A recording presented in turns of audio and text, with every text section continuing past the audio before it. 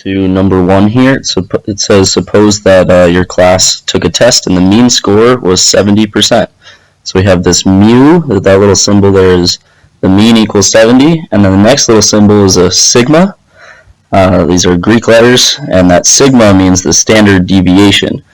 So we have the standard deviation is 10 and the mean is 70. So when they say you have a normal distribution, we draw this bell curve here, and then you draw the mean right in the middle.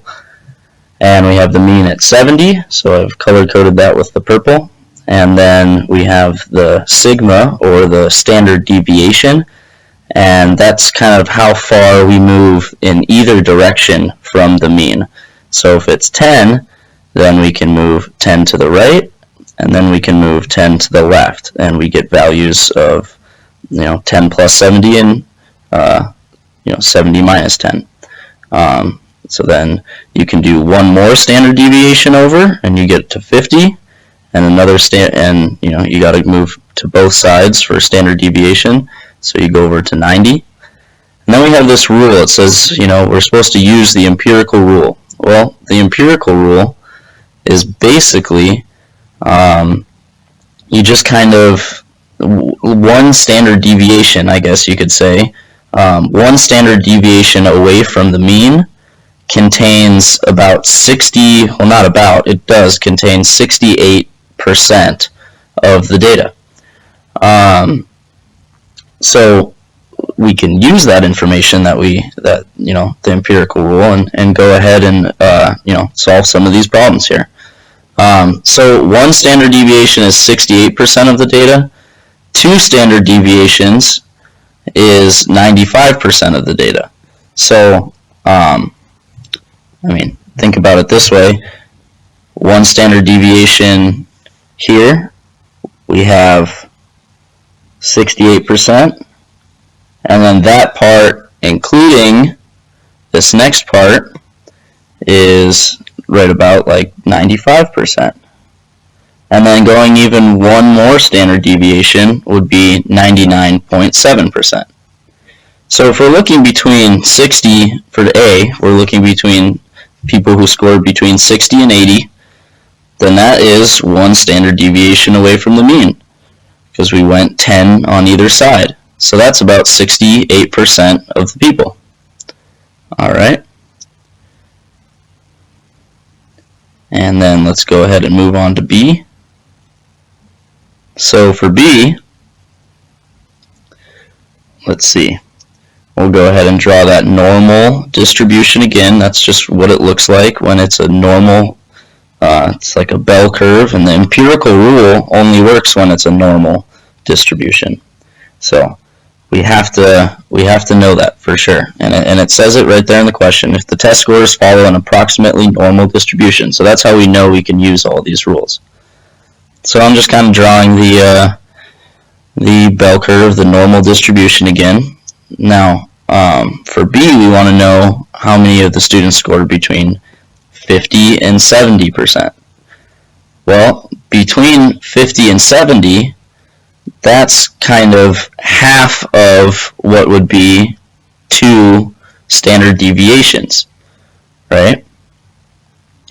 So we take half of 95%, because from 50 all the way up to 90, that would be 95%, because that's 2 standard deviations, but we only want this part in here, and so that right there consists of half of that, so 47.5%.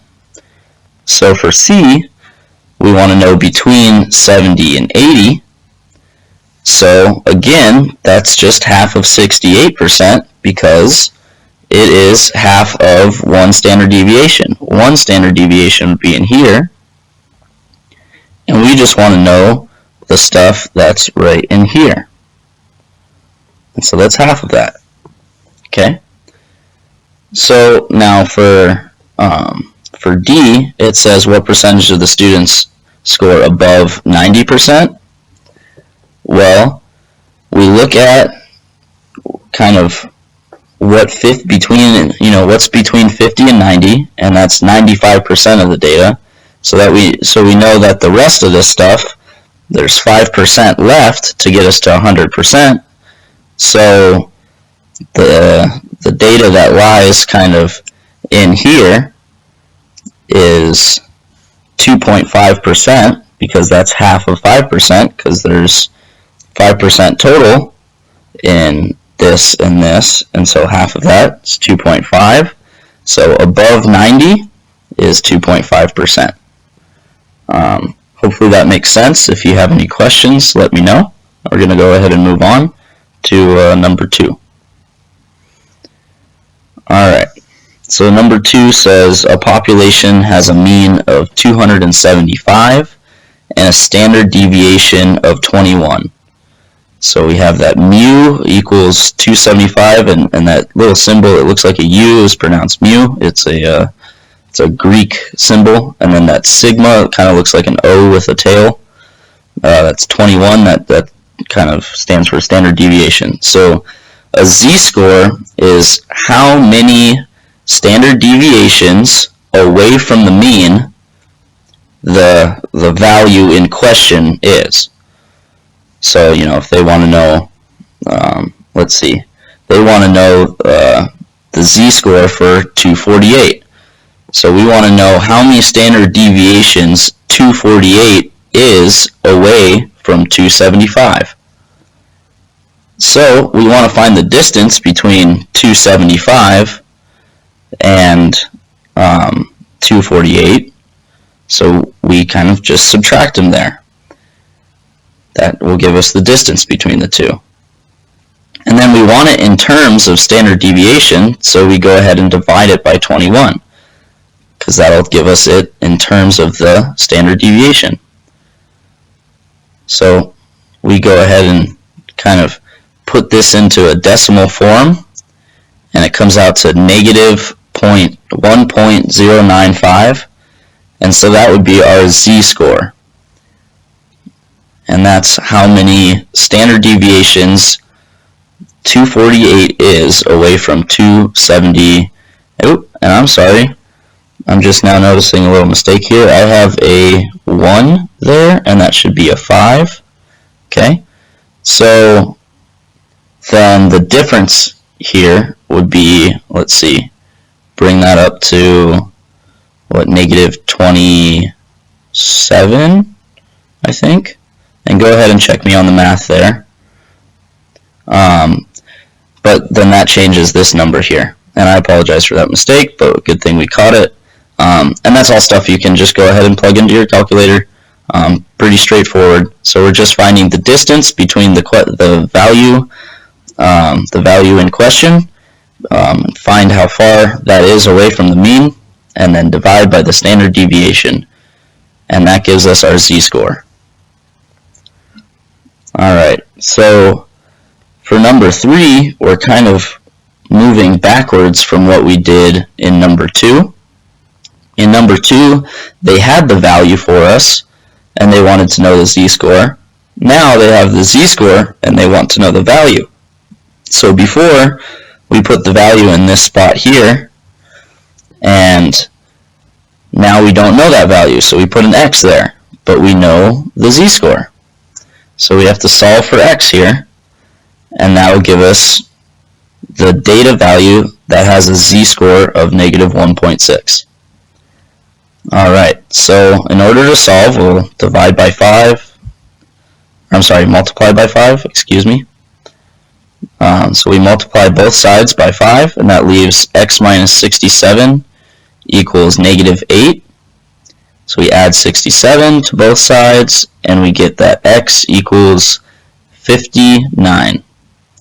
So that right there is the answer, and pretty easy to see, you know, how we got that there. If you have any questions, just let me know. Alright, so now we're going to go ahead and do number 4. This is all just kind of probability stuff. Probability, remember, it's, you know, how many, you know, what's the likelihood of it happening, and that is, you know, the number in question over the total number. So in A, it says the probability that a randomly selected house sold the agent to 4 bedrooms. So you go ahead and look at how many total 4 bedrooms there were. There were 133 out of 258, and that's how we get this here. So for B, we find the probability that a randomly selected house sold by the agent was sold in 2010. We look at the chart, and you go all the way over to the total. There was 47 total houses sold in 2010, and there was 258 total houses sold together. So that's how we get this here. And so it's, again, it's just the number, the number in question over the total. And that's all probability is. So for C, we have the randomly selected houses sold by the agent had less than 4 bedrooms. So it could have 3 and 1 or 2. So you add those two totals together, and it's 29 plus 78. And that's how we get this up here for C. And then for D, we have to find the probability sold that it was sold after 2011. So it could be sold in 2012 or 2013. So we had 54 plus 54, because those are the two totals for the years of 2012 and 2013 after 2011.